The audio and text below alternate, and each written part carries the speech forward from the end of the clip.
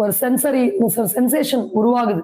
இதை சாப்பிடணும்னு உடனே அடுத்த நாள் நாம வாங்கிட்டு வந்து செஞ்சு சாப்பிட்டுட்டு நல்லா லொக்கு லொக்குன்னு இரும்புறதும், சளியல கஷ்டப்படுறதும், அதுக்கு மருந்து சாப்பிடுறதோன்னு ஒரு பாதிப்பு ஆசைதான் இந்த பிரச்சனைக்கு காரணம்.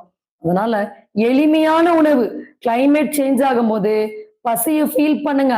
மந்தமா இருக்கா வயிறு, அன்னைக்கு காலைல கொஞ்ச நேரம் ஒரு சூப்ஸ் கிளைமேட்டுக்கு தகுந்த மாதிரி ஹீட்டா இருக்கா ஜூஸா குடிங்க. கோல்டா இருக்கா ஹீட்டான சூப்ஸ் குடிங்க. ஸோ சுக்குமல்லி காஃபி இந்த மாதிரியான சூப்ஸ், புதினா சூப்ஸ், டொமேட்டோ சூப்ஸ், தூதுவளை சூப்ஸ், முடக்கத்தான் சூப்பு இந்த மாதிரி பிரேக்ஃபாஸ்ட் எடுங்க. பசி வர வரைக்கும் சாப்பிடக்கூடாது. சாப்பிட்டா சளியோட தான் வாழணும். சளி வந்து 7:30 சனியோட மோசமானது. வாழ்நாள் முழுக்க எப்ப நம்மள பிடிச்சா விடவே விடாது. அதனால அந்த லங்ஸ்ங்கிறது it have some capacity. So it can hold only up to a particular quantity. நீங்க பாட்டுக்கு